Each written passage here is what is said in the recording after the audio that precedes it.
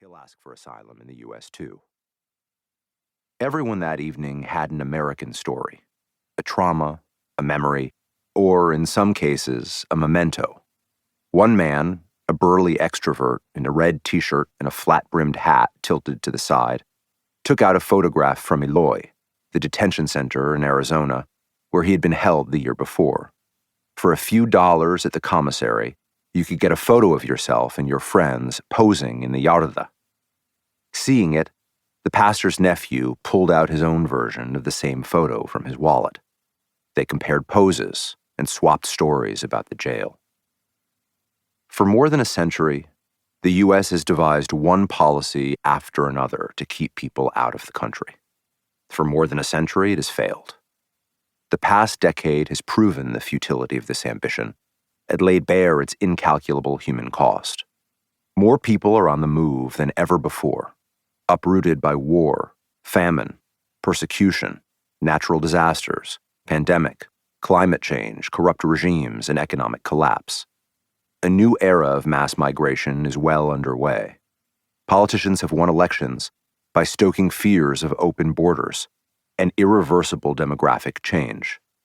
Immigration, a White House official recently told me, has become a democracy issue. If liberal democratic governments across the world fail to address the situation, it will continue to fuel the rise of populist authoritarianism. From the 1980s to the early 2000s, the story of the southern border was about the United States and Mexico. At the time, migrants entering the U.S. tended to be single Mexican men looking for work.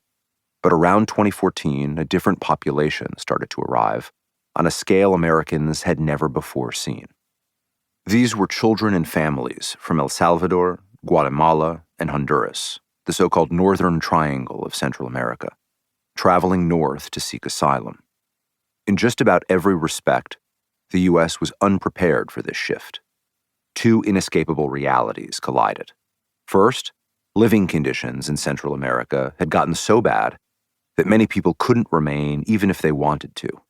The region was in the free fall of an exodus.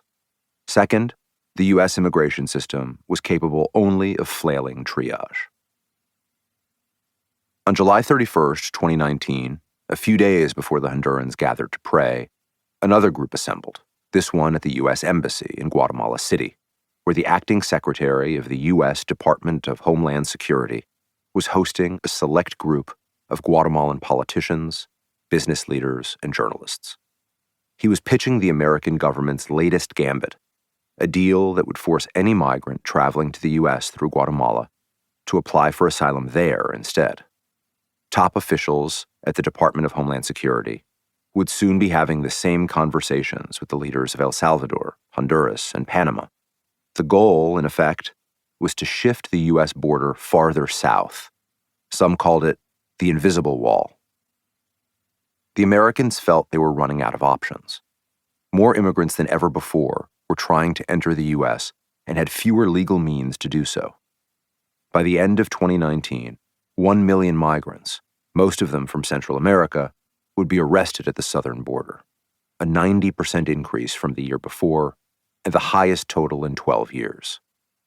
These are numbers no immigration system in the world is designed to handle, said the head of Customs and Border Protection. American officials believed the system was being abused. Only a fraction of those who applied for asylum would receive it, the acting secretary pointed out at the embassy in Guatemala City. The legal standards were exacting and esoteric.